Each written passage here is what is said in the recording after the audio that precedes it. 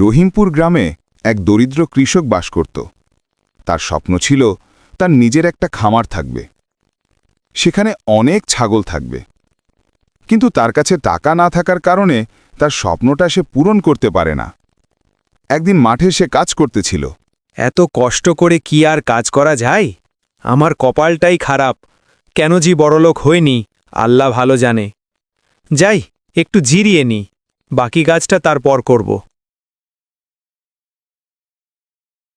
তখন তার পাশ দিয়ে হাবিব কোথায় জানা যাইতেছিল। হাবিব বলল, কি গো রহিম মিয়া, তুমি পারো বটে, এত কষ্ট করে কাজ করা লাগবে কেন তোমার? ভাই, আমার কি আর তোমার মতো টাকা পয়সা আছে যে বসে বসে খাবো? আজকে কাজ না করলে কালকে কি খাবো? তাও বটে। আচ্ছা থাকো, আমার আবার অনেক কাজ পড়ে আছে, যাই, পরে কথা হবে। রহিম তখন ভাবল, না না, এমন করে চললে তো একদিন না খেয়ে মারা যাব, কিছু একটা করতে হবে। তখন তার মাথায় একটা বুদ্ধি আসলো, একটা কাজ করি, জমিদারের কাছ থেকে কিছু টাকা ধার নিয়ে একটা খামার করব। যাই, জমিদারকে গিয়ে বলি, কিন্তু আগের টাকায় তো দিতে পারিনি, জমিদার কি আবার ধার দেবে? তাও গিয়ে বলি, কি বলে তো দেখি। কি হে রহিম মিয়া, কি খবর? তোমায় যে আজকাল দেখাই যায় না। জমিদার মশাই, আপনার কাছে আসছিলাম কিছু টাকা ধার নেয়ার জন্যে। দয়া করে যদি আমাকে কিছু টাকা ধার দিতেন, অনেক উপকৃত হতাম। তুমি আগের ধারের টাকাই তো দিতে পারোনি, আবার চাইতে এসেছো। না না, এখন আর দিয়ে যাবে না, যাও।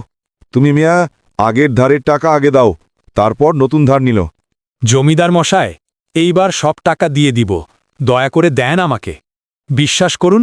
জমিদার তখন বলল, তোমরা গরিবরা সুধা কথায় বলতে পারো, কোনো কাজ করতে পারো না, যাও, এখন আমি ধার দিতে পারবো না।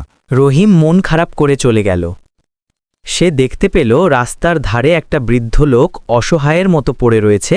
সে তার কাছে গেল। রহিম বলল, বাবা, তোমার কি হয়েছে, আর এখানে এমন অবস্থা কেন? বৃদ্ধ তখন বলল, বাবা, আমার কেউ নেই, আমি 3 দিন থেকে কিছু খাইনি, দোয়া করে আমাকে কিছু দাও, আমি খেয়ে বাঁচি, এই দুনিয়াতে আমার কেউ নেই। রহিম তখন সেই বৃদ্ধ লোকটিকে তার বাড়িতে নিয়ে গেল, তাকে খাবার খাওয়ালো। লোকটি যাওয়ার সময় রহিমকে ছোট একটা ব্যাগ দিয়ে দিল আর বলল, তুমি অনেক ভালো মানুষ, আল্লাহ তোমার ভালো করবে।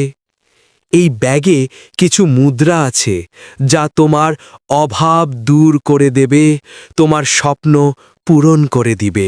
বলে সে চলে গেল। রহিম তখন অনেক খুশি হল। সে তখনই বাজারের দিকে রওনা দিল। বাজারে গিয়ে ভালো দেখে 2টা ছাগল কিনল, তারপর তাদের বাড়িতে নিতে আসলো। সে ছাগলদের সময় মতো খাবার খাওয়াত, খুব যত্ন নিতে। 1 বছর পর সেখান থেকে আরও অনেক ছাগল হলো তার দিন তখন সুখে কাটতে শুরু করল। জমিদারের টাকাও সে তাকে ফেরত দিয়ে দিল। আর কোনো অভাব ছিল না তার।